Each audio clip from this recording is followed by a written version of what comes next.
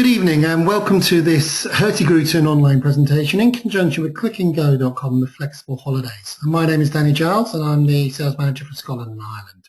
And I'll be hosting this presentation over the next 20 minutes, giving you an insight into the Northern Lights and more importantly how you can see them with us.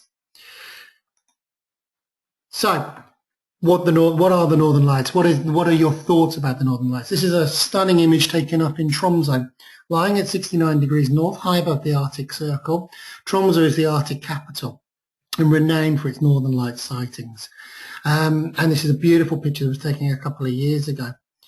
There's lots of opportunities and information out there on the web to find out more about the Aurora, but what I'm going to do is I'm going to give you a brief description today and hopefully explain what it is and how it occurs. But as we're going through this presentation, you will see different websites sort of popping up along the bottom of the screen. And just some of the images that we've seen over the last few years taken from our guests on board the ships as they've been sailing up and down the Norwegian coast. So what is the Northern Lights? Well, basically, it's the upper Earth atmosphere glowing. And what I mean by that is it's the sun's radiation or particles of radiation coming out of the sun, hitting the Earth's gravitational pull, being dragged down and lighting the sky up high above us. There's lots of different shapes of aurorae. The first and most common is what we call the glow. And the glow is very low on the horizon. That's what we tend to see most of the time, and it's sort of just a blanket of colour from horizon to horizon. We then have the arc, which is more like a rainbow effect, and in folklore this is known as the bridge from one dimension to another. Then we have the band, and the band is an undulating wave moving across the horizon, and this can be static or it can be moving as well and dancing in the sky.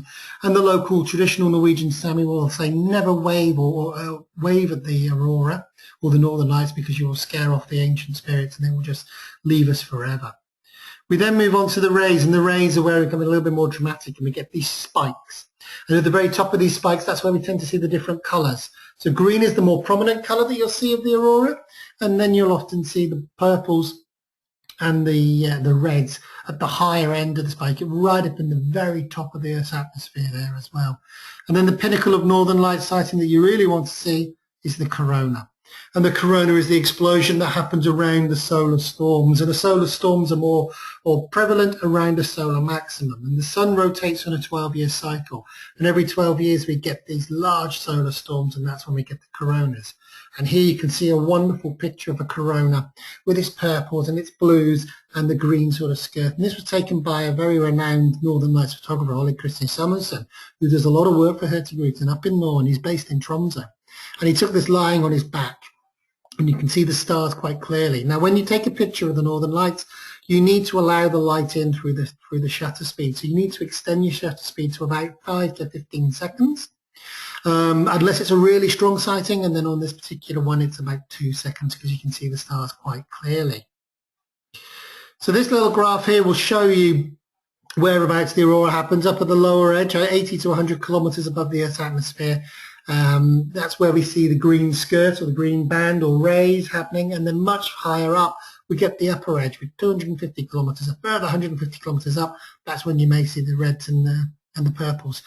Green is very much easier for the human eye or for us to see. Reds are a little bit trickier, which is when we tend to see them more on the pictures. And then right up at 350 kilometers, obviously we have the International Space Station. So we've seen some images already, and they're very vibrant, very bright, and that's what happens when you do take a picture because you are allowing that extra light in. But in fact, to the naked eye, it is a little bit duller.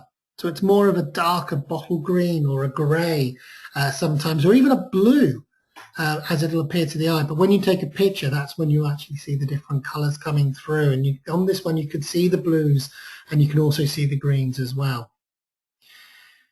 Some people will be out on deck all night and they can get a little bit confused and they're not sure whether it's an aurora or whether it's a cloud. And on this image here, you can quite clearly see the aurora in the green. You can see the clouds in the white or the grey in the aurora there, and you can see this orange light. And that orange light isn't the sunset, it's actually the artificial light coming from the towns and the buildings. So that's the problem with seeing the Northern Lights in city surroundings. It's often dulled down by the artificial light. So as we're sailing along the Norwegian coast, when the skies are much darker, we get a much more brighter showing of the aurora and the northern lights. If you're not sure though, best thing is to take a picture. So the reason that the northern lights occurs is because of the biggest star in the solar system, the sun. And on the sun, you get these little black dots, these sunspots. And the greater the sunspots, or the bigger the sunspots, the greater the chance of having northern lights activity. However, the solar wind happens all year round. We've blocked the sun out on this one so you can see, and the white particles coming out from that red disk are what we call the solar wind. And this occurs all year round, 365 days of the year. But to see the northern lights, it needs to be dark.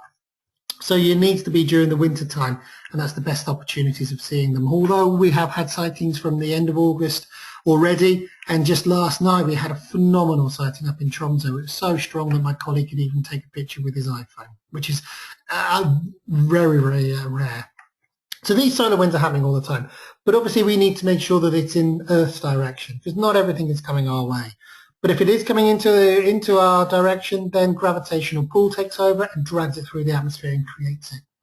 Now, as I mentioned, every 12 years there's a solar maximum. The sun rotates on a 12-year cycle, and in this maximum we get a larger sunspot and we get what are called coronal mass ejections. And these are huge explosions that happen on the sun, and they're spat out towards, hopefully, towards the Earth's direction. You can see here in the top left-hand corner the CME, as they're called. And it takes around about 2 to 4 days. We had a large CME back in February this year. We had another one in September. And the aurora sightings that followed were just phenomenal as a result of it. But not all CMEs are earthbound. So we need to make sure and monitor this. And the easiest way to monitor it, there's lots of different ways, but one of the easiest ways to do it, and aurora predictions isn't easy.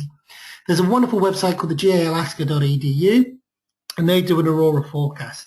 And you can see here on the forecast map of Europe, Norway and Tromsø lie directly under what we call the auroral oval. That large dark green band is where you've got the greatest chance of seeing the northern lights.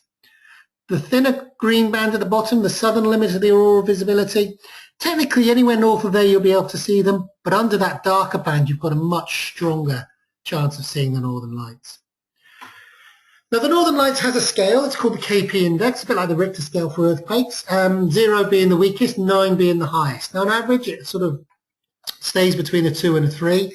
During a solar peak period it sort of averages out at 4 and 5s. We've been getting some wonderful 5s and even a 6 earlier on this year, this September already. So we're fingers crossed we're going to be getting that KP9, because the KP9 occurs normally every 12 years. And this was the last one 12 years ago. And you can see here that upper auroral oval covering the whole of Europe. We didn't get it last winter, so fingers crossed it'll come along this winter.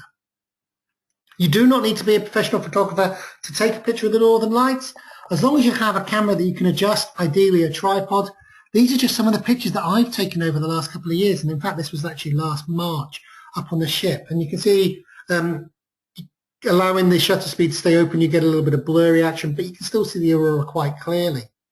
And on this one again, you can see everybody out on deck, all wrapped up. Now with Hurtigruten, there is no dress code, which allows you plenty of time to pack lots of warm clothing for when you're out there. So you want to make sure you've got your hat and your gloves and your scarf and your snood, your balaclava, your big jacket, your thermals, your nice thick socks, because there's nothing worse than getting cold and missing the aurora. The other thing about being out on deck in the cold weather is that your battery life on your camera will die very, very quickly. So make sure you've got lots of battery spare. Now this is a brilliant picture because this started off as an arc across the sky, and within 20 seconds it turned into a huge explosion of light.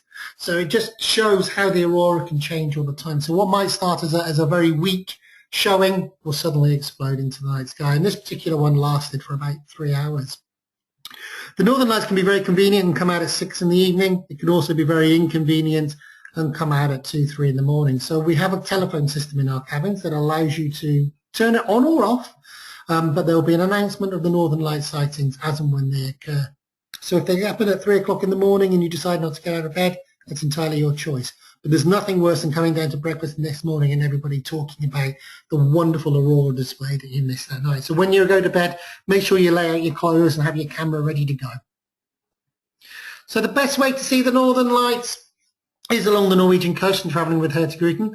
We've got lots of options available for you from our classic voyages, our northbound, our southbound and our round trips, from 6 days up to 12-day trips. But this winter, one of the best options for yourself is a 5-day Arctic highlights itinerary, which flies direct from Dublin. So we're bringing our own aircraft in. It's going to fly at 10 o'clock in the morning and you're going to fly direct up to Tromsø. On there, as you can see, we've already sold out on the inside cabins. We only have outside cabins available on that one.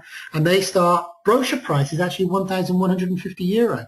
But Click&Go today are giving you the special price of €1,115 per person based on a twin. So a fantastic saving there already from Click&Go, departing on the 16th of February. The ship that you'll be sailing on is the MS Finnmarken, and she is one of our largest, newer ships there. She has 2 jacuzzis on board. She also has a plunge pool, which is open till midnight in the evening, which is wonderful because it means you could be lying in a jacuzzi under the northern lights. Beautiful observation lounge on there as well. And your voyage will start in Tromsø, and you'll head north all the way up to the border town of Kirkenes. And one of the highlights here, as you leave Tromsø at 6:30 in the evening, will be the sail away and looking at the skies, waiting for the northern lights. But don't worry, you will get that call from the bridge if they do come out. The following morning, you'll wake up and we arrive into Honnesvag. And Honnesvag is the disembarkation point for the North Cape excursion. And the North Cape is 71 degrees north, the furthest most northerly point in mainland Europe. Everybody gets up there and takes their picture taken at the top of Europe with a picture on the globe. And because obviously with all the camera phones now, everybody's taking a selfie. And this was my selfie up at the North Cape up in January this year. And you can see me there all wrapped up nice and warm. Because it was a mild day at the North Cape, it was -7 when we were up there. So it was cold, but I had my big parka on, my hat's on underneath there. I've got my gloves and my snood and my micro fleece long sleeve top and my vest and my thermals on as well. I was nice and toasty for the 30 minutes that I stayed outside. But you've got a beautiful museum up there as well. Then we arrive into Kirkenes, and Kirkenes is our turning point, and it's also one of our main areas for adventure. Up in Kirkenes, you can go dog sledging. You can go and visit the Snow Hotel, which is built every year, and learn how it's built, and also get to meet the reindeer in the park up there as well. And if there's time, also get to see the huskies. And also an opportunity to go snowmobiling, where you'll be given full tuition, all the gear, and the keys to the snowmobile, and you'll go racing across the frozen fjords. And then we return back at 12:30, and we'll sail back down. Hammerfest will be a highlight on the southbound voyage to see the energy capital of Norway, and arriving back into Tromsø at midnight. And this is one of the ships coming back into Tromsø under the bridge at midnight with the Northern Lights display behind.